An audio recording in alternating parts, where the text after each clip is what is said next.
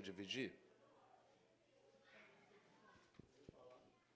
Bom, pelo que eu entendi, o panteão egípcio, o panteão, na verdade, seria Panteão. o local de adoração aos deuses, tipo como é o panteão grego e o panteão romano, entendeu? Onde são a junção dos deuses, né? Aí, Não necessariamente, Léo, é um local. sim, não um local, mas Não. sim É uma teologia. uma teologia Muitos deuses. muitos deuses, entendeu? E para cada, como é hoje em dia na Índia, né? Deus não sei de que, Deus é aquele, e assim eles eram. Né? Sim. E aí vai a questão. Não, até aí tudo bem. E, Sim, e pastor Sandro, pode. A relação, basicamente, Gente, eu vou ter que pedir para vocês falarem no microfone, tem problema? Sandro já está acostumado. vai chegar aqui em mim, eu acho. Vai sim. Estudando em casa, a gente viu, basicamente, Deus desbancando, né? Vou falar a palavra desbancar aqui, ou demonstrando o seu poder, né? Sobre, aliás, o seu amor, seu poder e o seu amor pelo povo hebreu, né? Desmistificando, né, ou mostrando ao povo egípcio que ele teria muito mais poder do que qualquer outro deus que se dizia dono de qualquer coisa. E aí a gente começa a listar as pragas e cada uma passa a ter uma correlação a algum deus, né? A primeira praga é a praga do sangue, onde toda a água do rio Nilo se tornou vermelha em sangue e houve uma morte de diversos peixes. Era um deus. Era como se fosse um deus. Sim. Porque era o Deus que trazia sustento para eles, e ali Deus estava mostrando que ele era dono da vida e ele que trazia esse sustento ao povo. E depois, eu vou falar rápido, porque como todo mundo vai falar, vou listar aqui rápido o que a gente listou. A segunda praga, a praga das rãs, aonde Deus desmoraliza ali, no caso, a deusa da fertilidade, né? Isso aí. Onde Deus, no caso, ele transforma, né, assim, em maldição, uma coisa que na verdade era uma bênção, né, a fertilidade, mas como aquela deusa era adorada por aquele povo, ele quis trazer aquele problema à tona, onde as rãs invadem a cidade. A terceira praga, a praga dos piolhos. No estudo que eu fiz, eu não entendi muito bem essa relação, porque parece que os piolhos surgiram do pó e da terra, né? Eles usam o pó da terra para curar as pessoas. Isso aí. Eu anotei aqui, os piolhos surgiram do pó, a própria terra se voltou contra eles mesmos, né? Então Deus estava mostrando que ele era o dono da terra. Quem manda no território e tal era ele. A teologia desse Deus. Exatamente. A quarta praga, a praga das moscas. As moscas invadiram a terra, mas não entraram aonde os hebreus moravam, onde eles habitavam, né? Isso causou transtorno, desconforto, transmitiu várias doenças. Então Deus ali ele atacou a saúde e o conforto dos egípcios. Pastor, observa uma coisa. A partir daí, as pragas não atingem mais o povo. Sim. Só o Egito. Sim. Entendeu? Então Deus começa a diferenciar. E eles começaram A enxergar isso. Então, Deus atacou a saúde e o conforto dos egípcios, mas poupou o povo hebreu. E ali Deus prova que ele cuida de quem ele ama, de quem adora ele. Ele começa a mostrar isso aos egípcios, que essa diferença entre o povo hebreu e eles. Posso acrescentar? Quem quiser complementar, pega o microfone.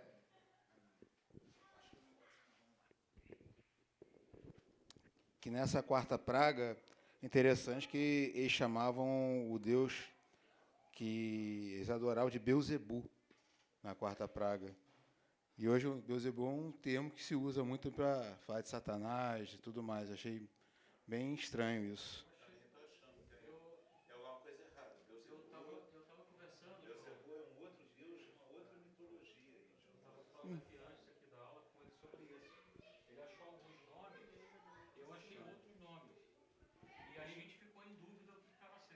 Era quem? Preste atenção. Existe muita ignorância em relação a a teologia desses povos antigos. Essa é uma informação errada. Beuzebu não é um deus egípcio. Ponto. Daí o Moshe que está falando? Não é. Mitá. Não é. E tá. Tem É. nada a ver com o deus egípcio. Não pode questionar.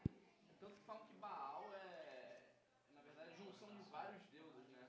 Baal significa senhor ou marido. E essa palavra é utilizada também no hebraico.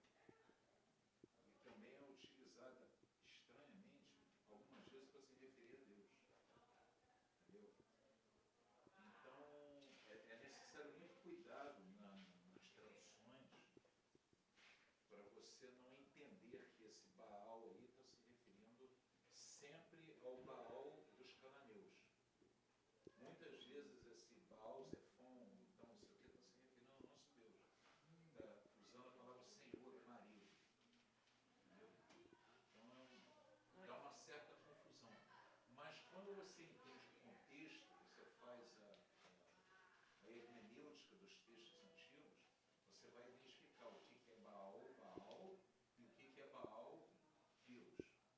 Entendeu? Baal dos cananeus, Significando Senhor. isso. E o Baal como uma palavra hebraica que significa marido. Não, que eu já ouvi que Baal ele é tipo uma sigla, né?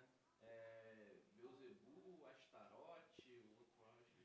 Sim, é uma Junção de tem demônios. vários deuses. Astarote é uma deusa, Ah, entendeu? Mas tem muito, é um culto, tem muita sensualidade e tal. Foi uma dessas que eu falei no domingo, né? Que Salomão deu uma escorregada e caiu numa delas com essa aí, com essa deusa.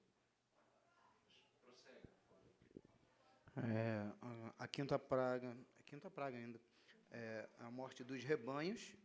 Em um só dia, Deus levou os bois, as ovelhas, camelos e cavalos, né, morreram, e sendo que nenhum animal hebreu morreu, e alguns deuses egípcios tinham características de bois. E com essa ação, né, Deus quer. Preste atenção nesse Rator, detalhe. Rator e Apis. Deus touro e Deus a vaca. Não, pode falar você. Isso. A questão dos bois. Deus touro e Deus vaca, respectivamente, eram fiéis depositários da fé dos egípcios para a proteção dos animais. Sem comentários sobre a total importância deles diante do nosso Deus. Mas Não, impotência. impotência do nosso Deus.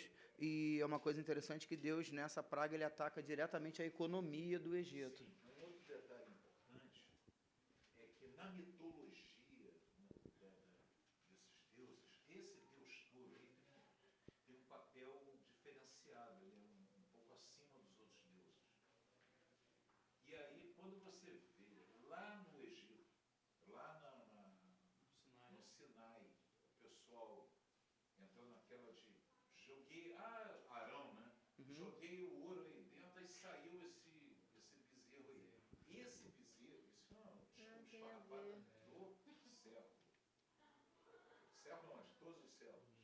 E aí, esse Deus ali, ele está tentando colocar, ele está tentando trazer a teologia egípcia de volta para o povo do tipo assim, o Deus de Moisés, então não resolveu. A gente está trazendo um Deus egípcio, que é esse Deus aí que tirou a gente do Egito. Apis. Entendeu? A Não, Deus touro é profundidade do ator. negócio? Ator. Esse Deus touro aí.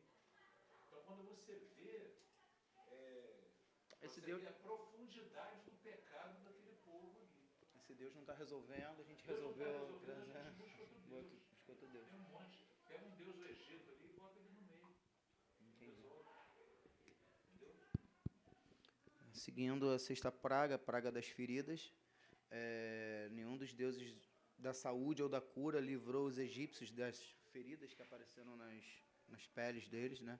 Deus mostrou que ele tem poder sobre a saúde e a doença, e ali ele estava desbancando a deusa Ísis, que era a deusa da medicina e da cura, né? Alguém quer falar alguma coisa?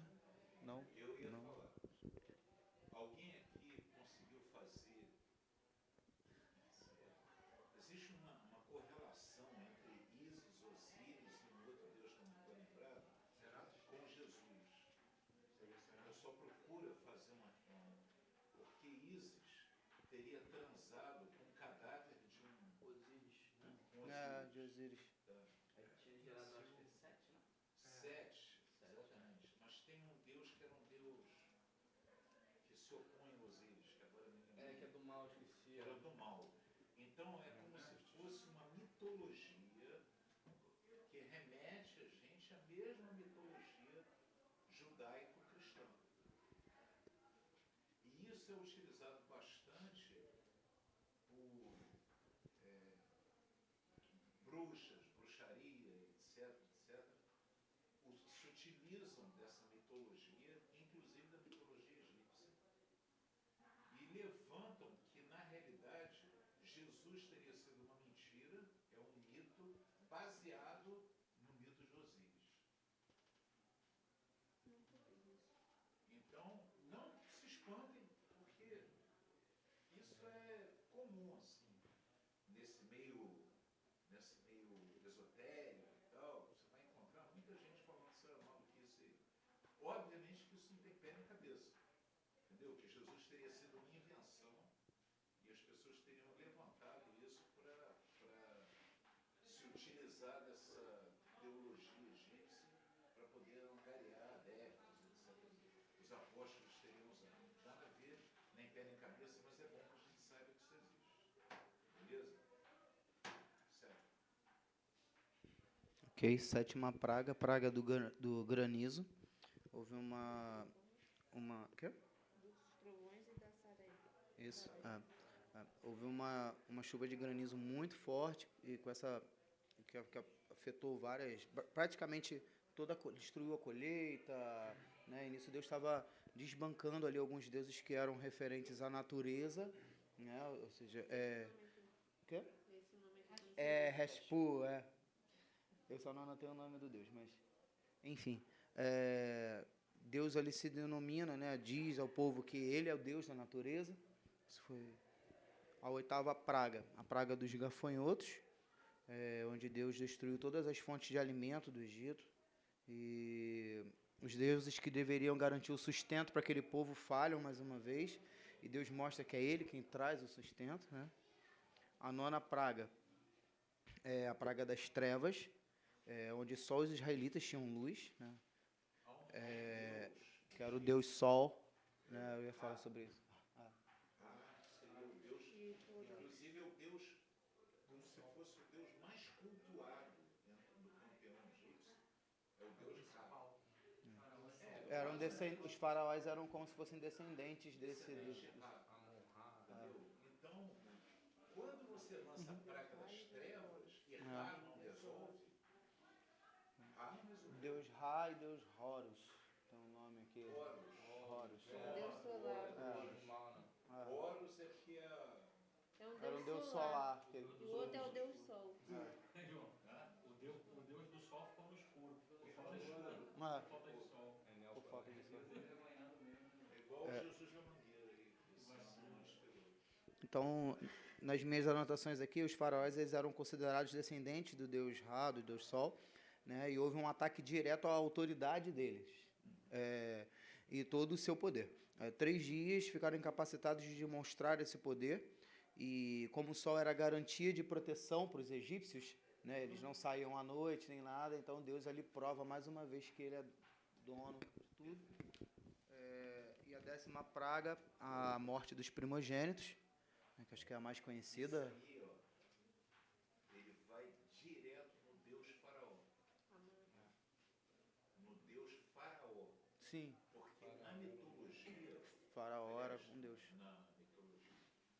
na teologia egípcio. egípcia, Faraó é Deus. Ele não é descendente de Deus, ele não é escolhido de Deus, ele não é preferido de Deus, ele não é colocado lá por Deus, ele não é, ele é Deus. Por isso que é um negócio assim. É igual o Hulk, Deus fraco. Do tipo assim, ele é Pode crer, Deus. pode crer. Na teologia. Por isso que quando eu coloco aqui que Moisés poderia ter matado qualquer egípcio, que não tinha problema nenhum, porque ele era Deus. Ele era da família real, a família real era divina. Então, se ele matasse, chegasse lá e disse, eu acordei de manhã aqui, vou matar você. Ia lá matar, não dava nada. Normal. Normal. Entendeu? Por quê? Porque ele era Deus. Não era descendente de Deus, não era só essa, entendeu? Não era escolhido de Deus, não era preferido de Deus, não foi colocado lá por Deus. Não foi nada disso. Ele era Deus. Então, quando você vem com a praga dos primogênitos, você diz, mas como assim o nosso Deus matou o Deus? O Filho do Deus? Entendeu? O Filho de Deus é Deusinho, né? Sim. Um Deus que é um Deusinho. Né? Futuro Deus. Pô, como assim? Quer dizer, isso foi assim o topo. Então, você vê que todas as outras pragas mexeu com o povo, mas essa praga dos primogênitos é como se dissesse assim, ó, acabou. Fechou. Todos os deuses foram derrotados, inclusive Faraó. Entendeu? Então, para o povo hebreu, aquilo ali significava o seguinte, o nosso Deus derrotou os deuses do Egito, inclusive derrotou o Faraó. Nós podemos ir, ninguém vai segurar. E não segurou. Enganaram onde o depois ir embora, né? Sim, sim. Porque aí o que acontece é o seguinte, gente, para. Despojos de guerra. Despojos de guerra. Como é que é? Chega uma pessoa e diz assim, pô, me dá o ouro aí que está na tua casa. Eu digo, claro, toma um presente de despedida. Pô. De guerra, né? De guerra. Não foi isso. Entendeu? O povo partiu para dentro e desmanda. Mano, você não vai vir mais. Manda! É despojos de guerra. Eles foram derrotados. Os egípcios foram derrotados. Por isso, esse evento não consta, e não era para constar mesmo, em nada da literatura egípcia. Que a gente conta. Por isso é difícil você precisar exatamente o ano do êxodo. São eles que só contam as vitórias, né? Porque eles só contam as vitórias. Eles eliminam isso, parece até Rede Globo. Entendeu? Só fala o que eles querem falar. Entendeu? Então, aliás, já que a gente está falando de história, eu falei uma coisa no culto e eu estava conversando muito com o Charles sobre epistemologia, o problema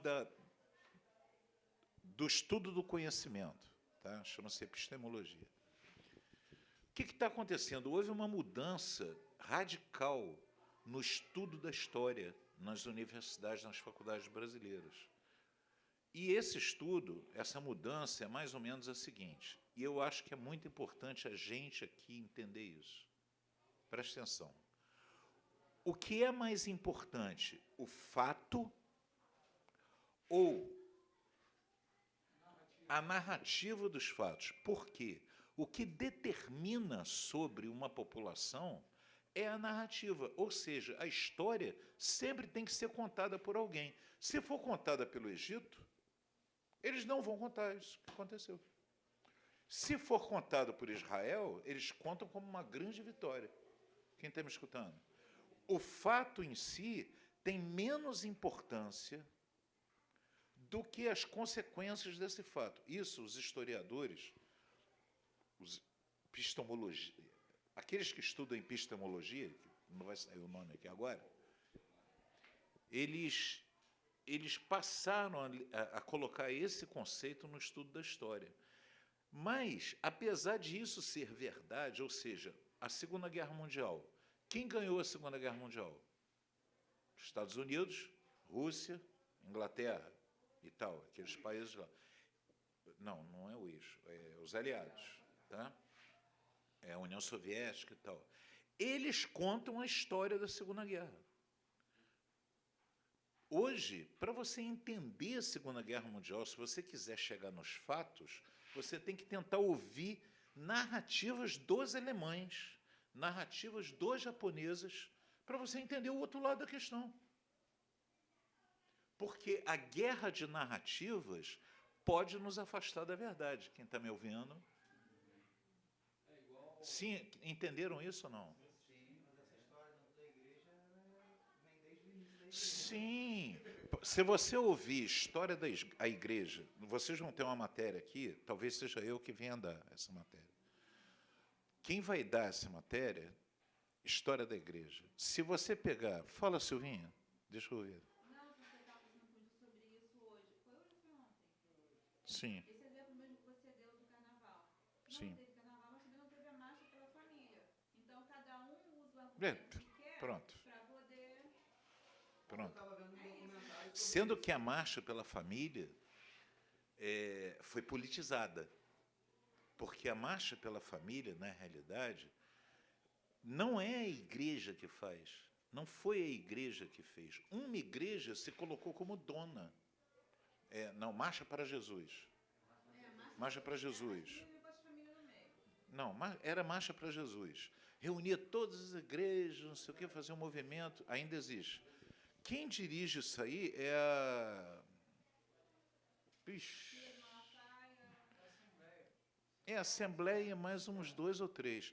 De certa forma, isso não tem conotação. Aquilo ali não é igreja. Aquilo ali é um movimento político. Mas quem veja, mas o outro lado olha e vê a igreja. Aliás, não existe nada apolítico. Tudo. Aí que está. Eu não acredito que não exista nada que não tenha política. Desse tipo de movimento, não existe. Não existe. Não, esse tipo de movimento... Não tem como você fazer um movimento... Não tem como você fazer um movimento com objetivos políticos sem ser político. O problema, o que eu procuro diferenciar na postura da igreja é que, por exemplo, aonde os cristãos chegavam, mudava a economia, mudava o comportamento, mudava as pessoas a partir de dentro. Então, eles transformavam cidades inteiras. Tanto é que na Bíblia, no livro de Atos, está dizendo o seguinte, quando os perturbadores de Israel já chegaram aqui também, porque eles perturbavam a ordem vigente, por causa da transformação das pessoas, não porque eles iam lá para mudar o sistema de governo. Eles iam fazer uma passeata, nós viemos aqui para mostrar que Jesus... Isso não existia, e não é para existir. Não é para existir isso. O que tem que acontecer é a pregação do Evangelho, das formas que a gente faz e que outros fazem também de forma diferente. Outros pregam o Evangelho de maneira diferente da gente, mas não é uma movimentação política. É esse o grande problema que eu coloco, que é o problema que eu vejo, infelizmente, da direita no Brasil. A direita no Brasil está se apropriando da igreja evangélica. A igreja evangélica, muitas vezes, está entrando no jogo de marchar junto. Não, do tipo assim, não, nós somos contra o homossexualismo. Pô, o problema não está aí, nosso problema é com o diabo. O problema não é com A, com B, com C. Entendeu? Vamos levantar uma bandeira para derrubar o PT. Vamos nos levantar para não sei o quê. Isso não tem nada a ver com Jesus, isso tem a ver com política. O Silas Malafaia, respeito muito, é um homem de Deus, é um pastor, mas a gente nota, é óbvio que ele procura estar ao lado do poder. Entendeu? E você vê isso ao longo do tempo, ele abraçando o Lula, abraçando a Dilma, abraçando o Collor, abraçando o Pô, e agora ele está abraçando o Bolsonaro. Ele está errado, ele está certo. Pô, não estou aqui para julgar. Que Deus o julgue. Entendeu? Então, mas a gente tem que tomar um certo cuidado para não entrar. Agora, essa questão, vamos voltar à questão da história de Israel, e que é o que nos interessa. Vocês vão estudar aqui a história da igreja, por exemplo. Se eu colocar um padre aqui para estudar a história da igreja, para ministrar a história da igreja, ele vai ministrar de uma forma completamente diferente que eu vou ministrar. Então, tem que ter muito cuidado para que a gente não se torne escravo de uma única narrativa. Você tem que ler a história da igreja escrita por um padre também. Você tem que ler a história da igreja escrita por um historiador ateu também. Você também tem que ler a história da igreja escrita por um pastor evangélico sério. Para que você possa, a partir das narrativas, entender quais são os fatos em si e qual é a verdade que está navegando no meio dessas narrativas. Quem entendeu o que eu estou falando? Fala, pastor. Isenção e imparcialidade, sem vivência de causa, não seriam, às vezes, também narrativas vazias? Sim. Eu sou, por exemplo, quando você fala em escola sem partido, né? Ou uma universidade, uma faculdade como essa aqui sem partido, não significa que o nosso curso, que o IBFON, seja um instituto bíblico sem opinião. Não, mas não digo em relação à opinião, mas como você estava falando, é importante a gente conhecer a história através, né, Sim, você só tem... narrados por um ateu Sempre. ou narrados por um padre, tudo bem. Sempre. Mas será que é possível a gente encontrar a Isenção? imparcialidade Não, dentro não. É impossível. É impossível. O que você vai ter é uma nova opinião. É uma nova opinião que seja coerente, em primeiro lugar, com você mesmo, de acordo com a tua pesquisa.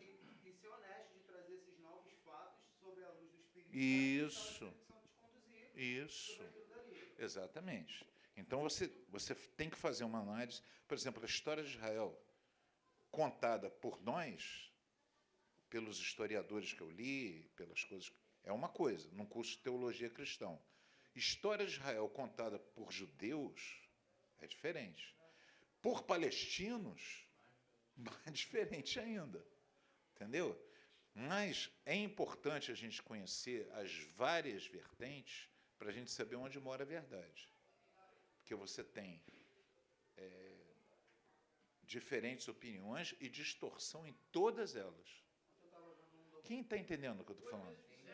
Entendeu? Nessas muitas versões, você vai achar ali um meio termo ou não, que vai se encaixar na sua forma de pensar. O que não significa que você vai ser sem opinião. Sim, Por quê? sim. Tem pessoas que... Mas não quer dizer que também que você está 100% certo. Exato. A ideia da escola sem partido é como se fosse um professor ensinar sem opinião. Isso é impossível. Isso é impossível. Não tem como.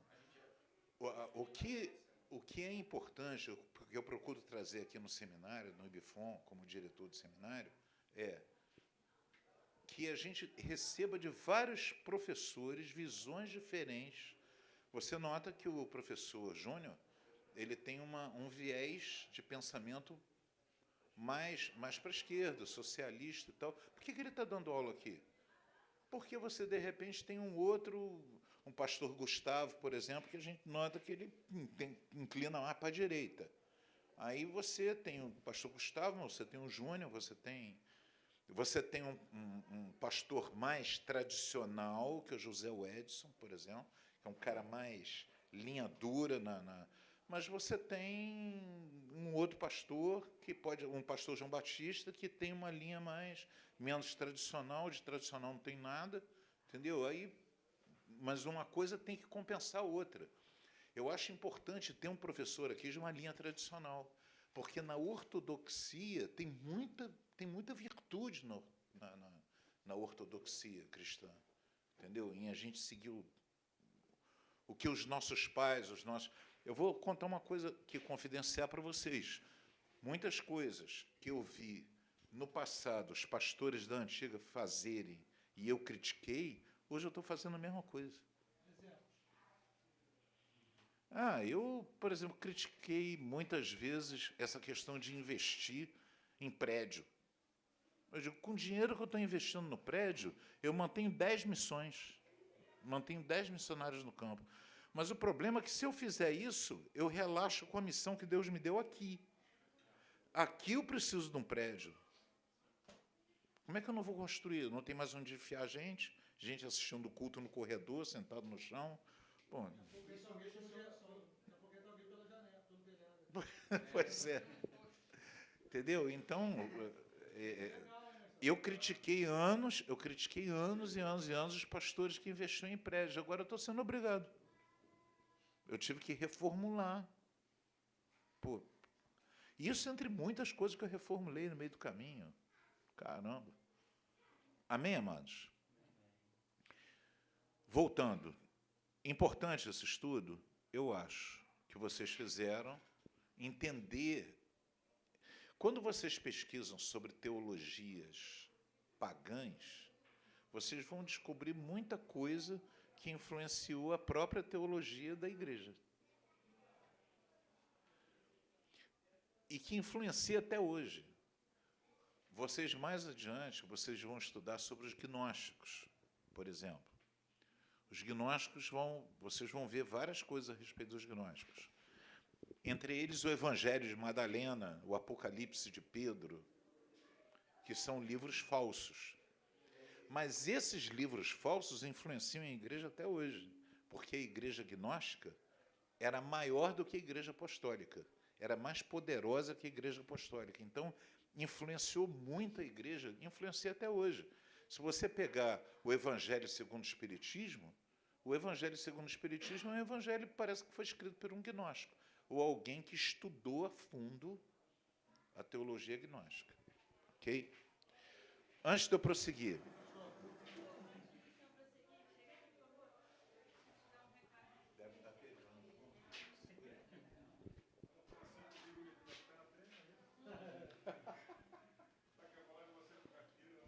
Ô, Leandro, cantei aquela música aí que ele passou. Enquanto isso, Aproveita que vai, você tá com o Leandro, microfone aí. aproveita. Eu passo, vai. Passa de mim esse cara, se quiser. Imagina se Jesus tivesse falado isso. Vocês me aquecem, me viram e o Dilson. Davi não vai, como é que é? Sustenta aí, Quanto é isso? Manda em forma de rap. Davi não vai. E o resto? Shalom. Davi não vai, mas Shalom está.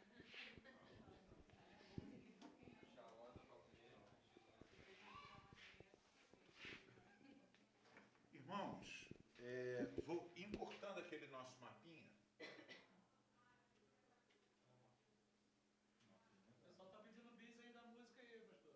Davi não vai. Mas só que na versão de Leandro. Davi não vai. O Guilherme não vai. O Guilherme não vai. Nem Daniel, nem o Daniel. Vai nem dormir à noite.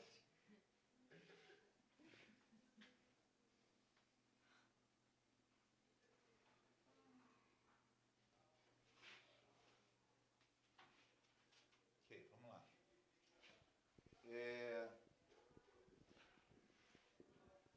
Lembrando aqui para vocês, tá? O pessoal acampou por aqui. Confederação Tribal, quem se lembra da Confederação Tribal? Amém? Quem se lembra do faraó Akhetaten, Amenófis IV, que eu falei? Amém? Pois muito bem. Num determinado momento,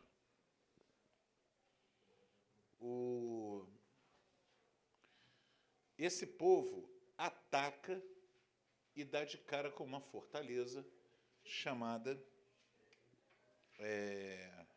Jericó.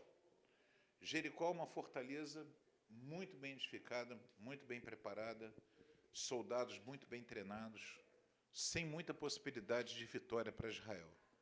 Aliás, possibilidade zero de vitória. Israel não tinha máquinas. Veja bem, para você atacar uma fortaleza murada, você tem que ter máquinas apropriadas, né? Catapulta. Israel não tinha nada. Não tinha nada, não tinha equipamento militar praticamente nenhum. Então, a possibilidade dele vencer aqui em Jericó era nenhuma. Eles foram para Jericó realmente pela fé, escutando a voz de Deus. Não tem explicação isso. Não tem possibilidade militar de Israel entrar naquele lugar. Quem entendeu? Falando sobre a questão territorial também, de como a fortaleza ficava, que ela era num local mais alto, e como o povo atacava por baixo, todo o povo que vinha por ali era sempre massacrado. Sim, tinha uma série de coisas. A fortaleza era larga. E um vale aberto, então Isso. qualquer um que tentasse chegar, um abraço. Exatamente. Foi muito bem edificada por arquitetos egípcios. E tinha um exército treinado pelo exército egípcio. Equipamento militar do exército egípcio. Então era como se eles estivessem atacando o exército egípcio. Entendeu? A arquitetura era muito à frente. Muito à frente. Jericó estava muito à frente. O armamento militar estava muito à frente deles. Mas havia uma determinação naquele povo e havia uma fama naquele povo. Na realidade, Jericó, se Deus não tivesse derrubado as muralhas, eu acho que aquele povo ia ter se rendido só pelo medo que eles tinham de Israel. Eles não tinham medo de Israel, eles tinham medo do Deus de Israel. Você lembra que o Deus de Israel destruiu os deuses egípcios? Certo? Também havia a fama de que havia uma cidade chamada Sodoma e Gomorra, que esse Deus de Israel tinha eliminado do mapa. Então, e depois eles venceram os amalequitas, venceram os moabitas, venceram vários outros povos no meio do caminho. Então, quando foram atacar lá, os habitantes estavam morrendo de medo. Não é minha opinião. Opinião de... Como é que é o nome dela, cara? Ixi. Raabe, obrigado. Opinião de Raabe. Estavam todos morrendo de medo de Israel. E não tinha motivo para ter medo, por quê? Porque eles estavam muito bem organizados militarmente. Fecharam tudo, ficaram esperando o ataque, mas sabiam que, do tipo, Israel não tinha condição de entrar. O que você ia perguntar, Edson? Tem algumas coisas que são...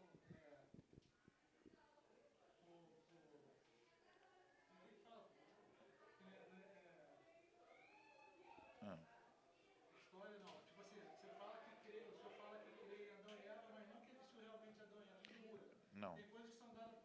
Por mitologia. É um mito. Na verdade, eu queria achar essa palavra. Sim. Tem coisas que são dadas por figuras e coisas que realmente aconteceram. Sim. Minha pergunta é, essa questão de consumir Sodoma e Gomorra, tem algum outro relato histórico, sem ser bíblico? Não, o que você tem... Foi real, entendeu? Sim. Olha só. Como é que você sabe que é figura? É uma coisa difícil de dizer, entendeu? Eu não... Sim, porque você tem... Normalmente, a arqueologia confirma a história ou desmente a história. No caso ali, existem relatos que havia um povo ali, em coisas antigas, e depois esse povo sumiu. Ninguém diz o que aconteceu. E quando você vai para a arqueologia, é uma devastação, não tem nada. Você vê que houve alguma coisa, havia um povo ali, mas que não sobrou nada daquilo ali. É pedra sobre pedra. Entendeu? Mas você não tem um outro documento histórico dizendo exatamente o que aconteceu. Não tem. Nem nada parecido. Nem nada parecido. Do ponto de vista arqueológico, Sodoma e Gomorra não tem como, a história de Sodoma e Gomorra não tem como ser comprovado. Não tem. Mas o senhor acha que há a possibilidade de ter sido dado por figura, é isso? Não. Realmente Aconteceu. Todo o relato diz que aconteceu. E Raabe, anos depois, confirma isso. Que essa história era famosa entre os povos da antiguidade. Mas o fato de ser famoso não quer dizer que você tenha provas na arqueologia nem na história daquilo ali como fato. Eu creio que foi exatamente como está no relato bíblico. A minha intenção é entender o que foi fato ou o que é figura. Não é figura. Não. Sim, é a palavra de Deus, tanto faz. Não, no caso ali, não. No caso ali aconteceu realmente a destruição de 2 cidades.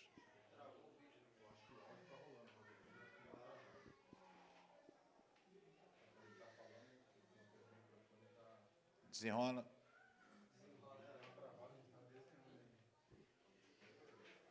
Engraçado, a Juliana e o...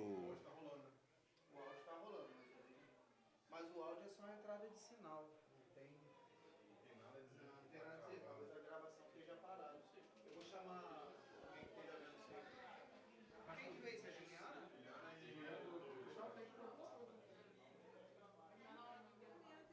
Não, nós estamos com um problema na internet do bairro. A internet do bairro. Parece que, segundo o relato deles, arrebentou o cabo.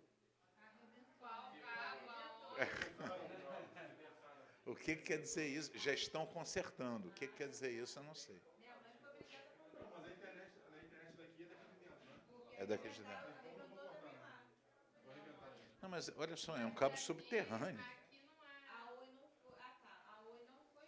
Não tá vindo aqui. Não, mas a internet daqui da igreja é daqui de Aqui dentro. é daqui dentro já. Arrebentaram a pimenta. No nosso caso é um cabo subterrâneo que passa aqui. Uma fibra ótica. Eu não sei.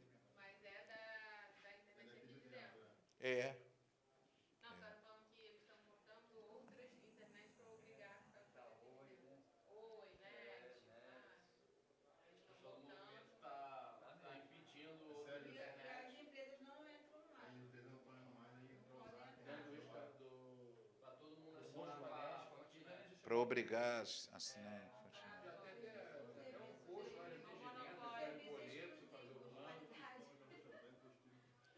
Pois é.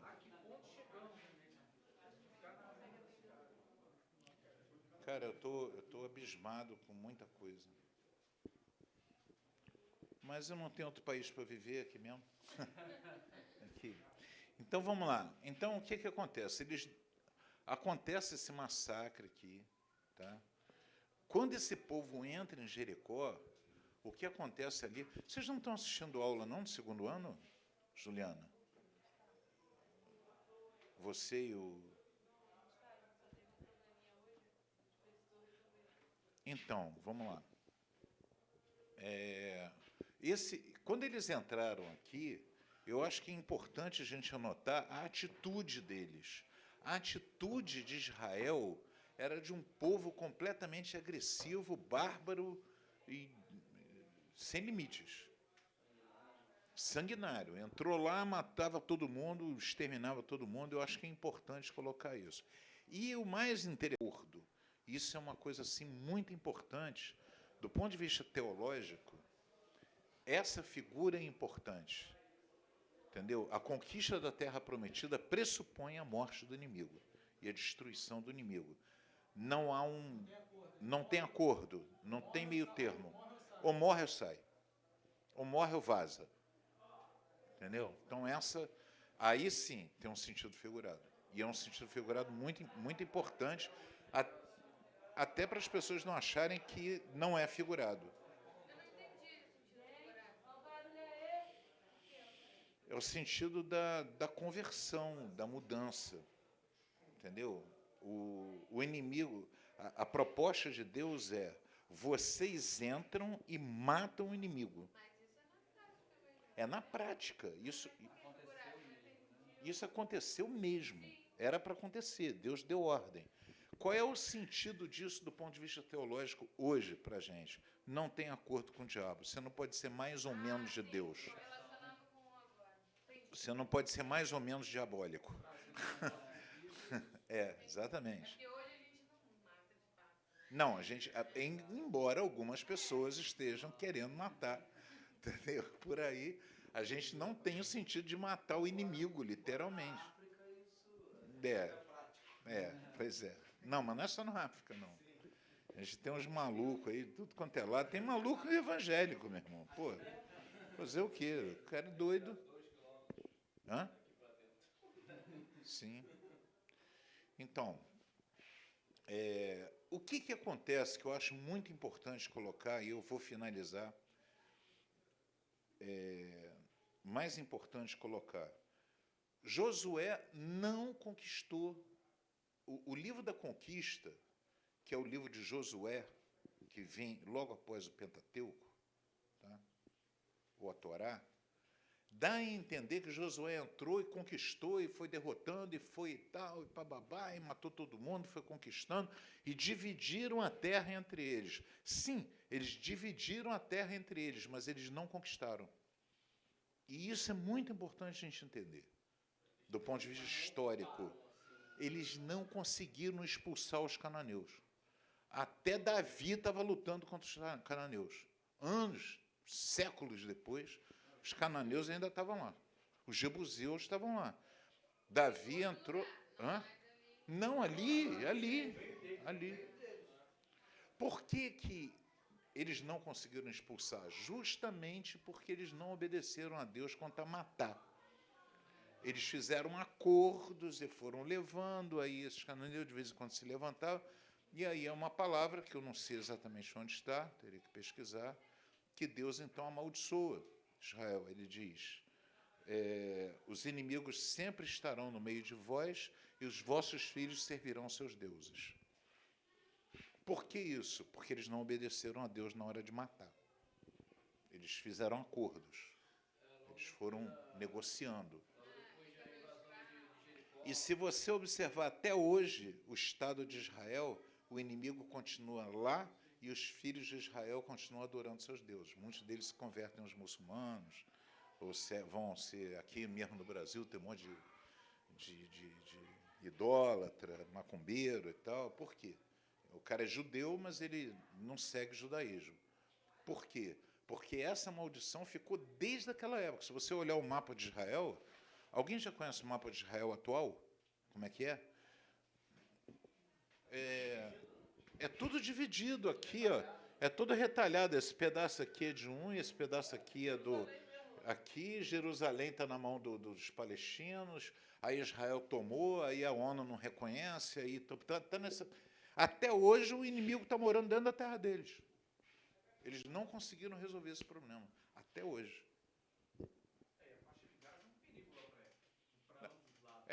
No caso, a faixa de Gaza é onde era os filisteus. Entendeu? Os filisteus moravam ali.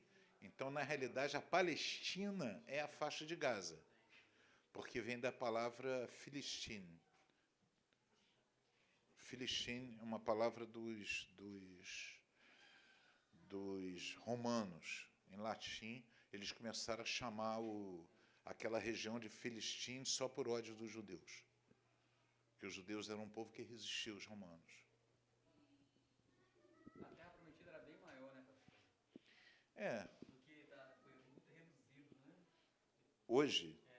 Sim. Sim. Os judeus têm uma pátria, eles têm um pedaço da terra que, biblicamente, seria deles. Eles têm um pedaço, mas eles não têm condição de conquistar tudo. Até hoje, os inimigos moram lá. Estão morando lá dentro e não tem como tirar. Vamos voltar aqui. Então, eu acho importante nós entendermos isso. Na geografia bíblica, quando eu dei para vocês se lembram o seguinte, aqui está o mar Mediterrâneo, aqui você tem uma planície, chamada planície mediterrânica, depois você tem uma área elevada, que eles chamam de Planalto do Jordão, aliás, o Vale do Jordão.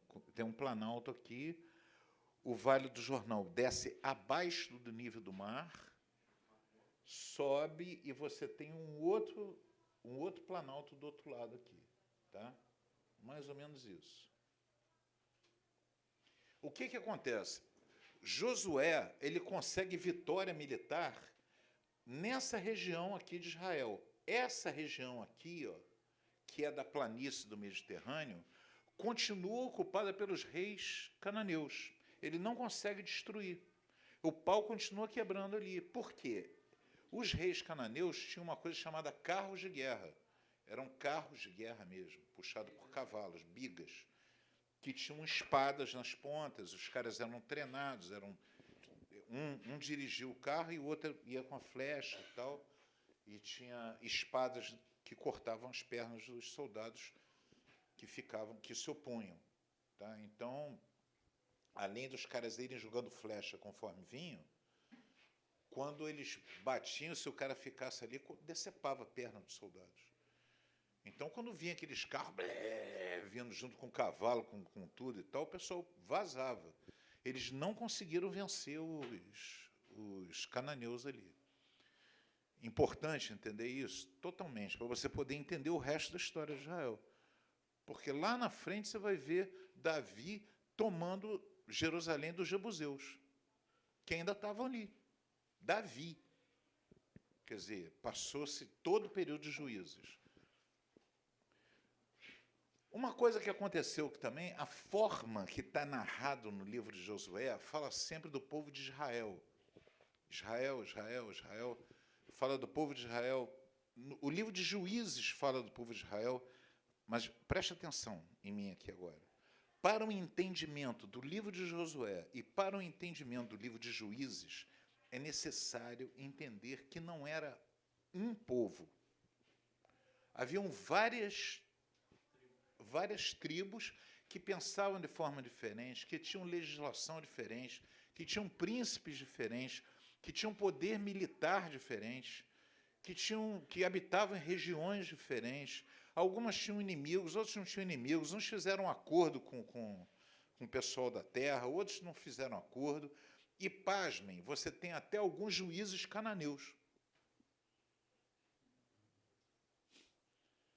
Você tem juízes cananeus. Alguns que não eram nem hebreus, eles eram cananeus. A entrada de Israel ali foi uma coisa tremenda e uma coisa muito importante da gente notar, eu já falei isso antes, mas eu acho que é importante notar que quando eles entram nessa região, quem eles encontram lá? Eles encontram hebreus. Tinha hebreu morando lá. O que esses hebreus eram? Escravos dos cananeus. Porque eles saíram do Egito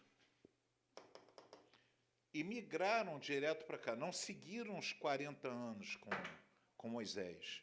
Eles encurtaram, eles pularam o tempo do deserto.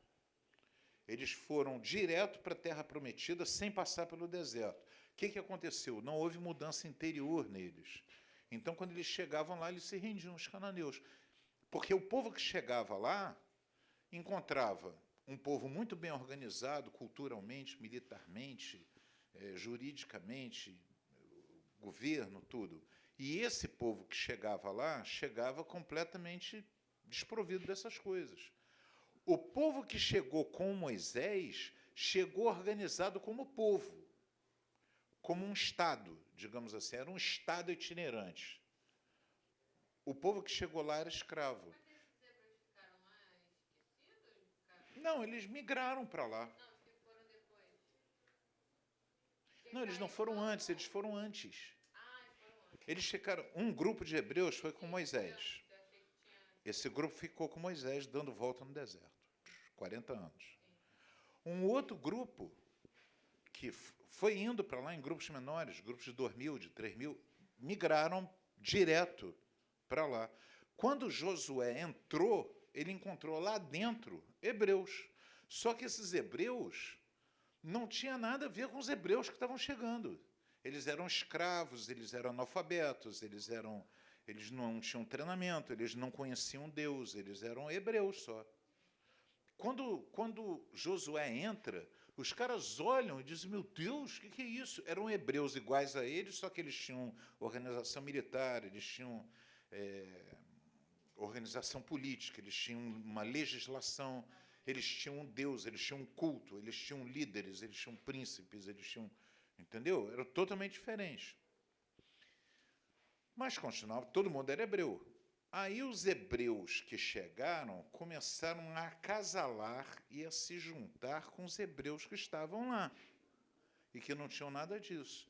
E aí a miscigenação com a cultura local, quem está me entendendo? Você começa a miscigenar, você começa a ter um sincretismo religioso e a miscigenar com o povo que estava lá.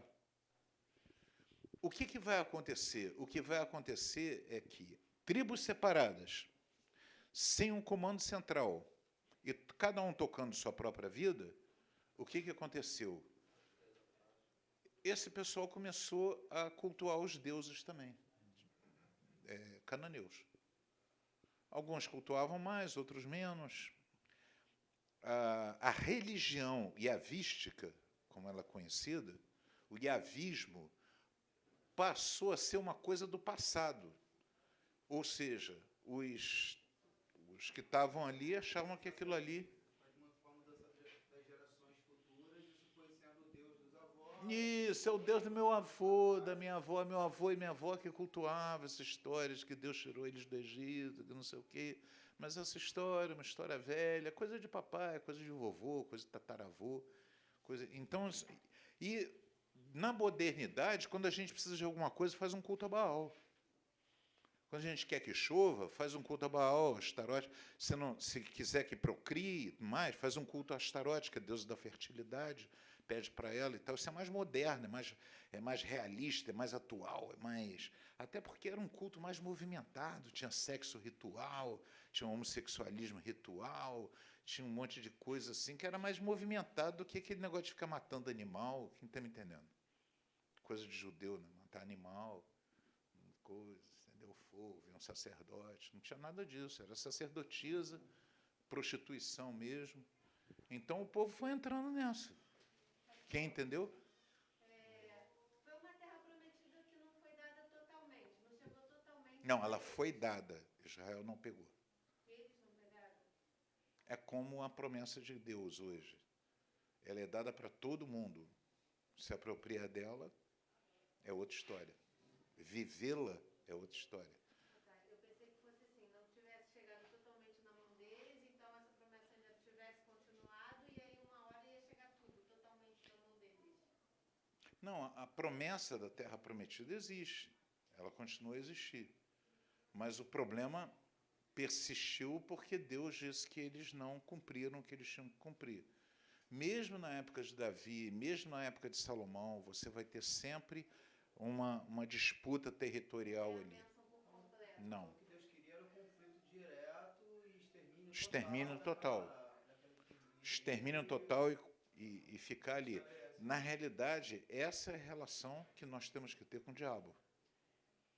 Entendeu? Com a proposta que o diabo não tem uma proposta para nós, a proposta é de extermínio, não é uma proposta de conciliação. Entendeu? Esse é o sentido teológico desse texto. Amém? Vamos lá. Questão dos juízes. Os juízes eram pessoas levantadas por Deus para libertar determinadas tribos de determinadas situações. Então você vê Gideão lutando contra os amonitas e moabitas, tá? Você vai ver Sansão está lutando com os filisteus. Em outra época, em outro lugar, Sansão era danita, era filho de Dan, era da tribo de Dan. Gideão era manassita, era da tribo de Manassés. Então você vê que ali o negócio era todo fragmentado. Esse período de juízos levou 400 anos. Durante esses 400 anos, você não tem um governo em Israel. Você tem uma bagunça. A confederação se desfez. A confederação tribal se desfez. Israel ficou sem governo, digamos assim.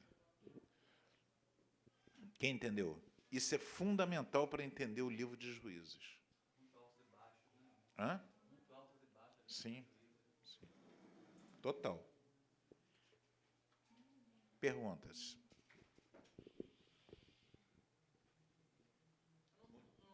Assim, eu entendi que as tribos estavam divididas, cada um com sua legislação, cada um com Seus acordos políticos. cultura à parte, mas eles ainda eram, não um estado, mas um território de maioria hebreu. Sim, eles eram hebreus e cultuavam a Deus, sendo que esse culto a Deus foi ficando cada vez mais efêmero, mais aguado. O período de juízo é um período...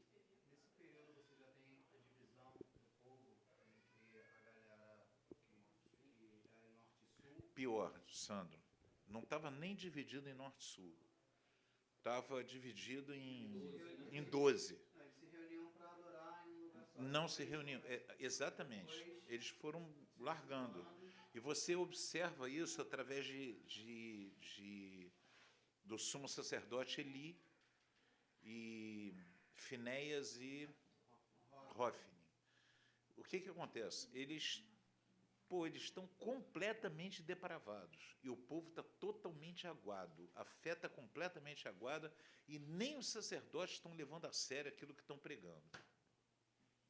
Qualquer semelhança com os dias de hoje é mera coincidência. Pastor, eles não tiveram mais líder, né, no tempo, na época dos juízes. Eu fico vendo, Moisés preparou Josué, né? Josué acho que não preparou ninguém. Foi o rei. Talvez a gente pergunte assim, alguns pastores, né? Eu, João, tenho certeza absoluta que eu vou embora a qualquer momento, mas que Deus vai levantar alguém para tocar esse negócio aqui para frente. Entendeu?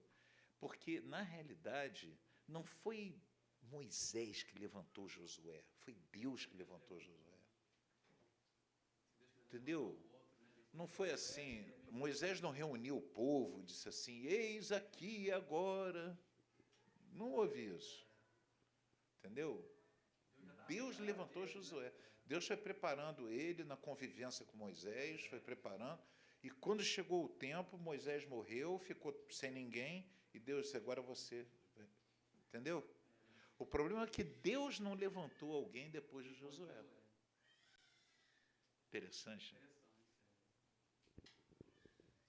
Eu espero, quando eu digo assim, eu tenho certeza, quer dizer, eu espero que depois. Quero deixar registrada a minha expectativa A certeza que um dia você vai. que eu vou, entendeu? Vai ter um dia que eu vou embora e que Deus vai colocar uma outra pessoa com a mesma unção e com a direção e com o chamado e que vai tocar a bola para frente, entendeu? O grande erro nosso é a gente falar assim, eu não posso estar ausente. Não, quem não pode estar ausente é Jesus. Exatamente. Porque Deus vai dar a direção. Deus, naquele momento, aprove a Deus permitir que Israel ficasse. Ou aí a gente começa no si, né? Pode ser que ele tenha falado com alguém e o cara não segurou a onda. Né?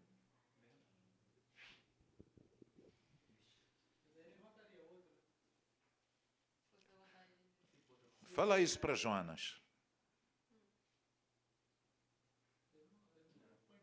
Ou levantou 400 anos depois, né? Levantou. Só demorou um pouquinho. Sim. Ele não está demorando, ele está caprichando. É load. Esse é um load com a internet de escada. Internet na época. 400 É a manivela mesmo. Como correr. Galera, vamos lá. Anota algumas perguntas aí, por favor.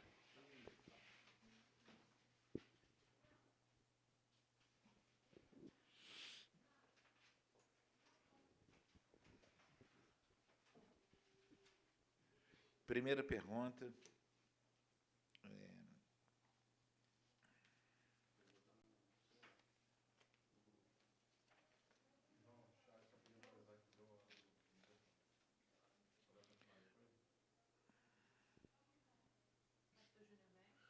Eu vou ter que sair porque a Giza não está passando bem, eu vou levá-la na emergência.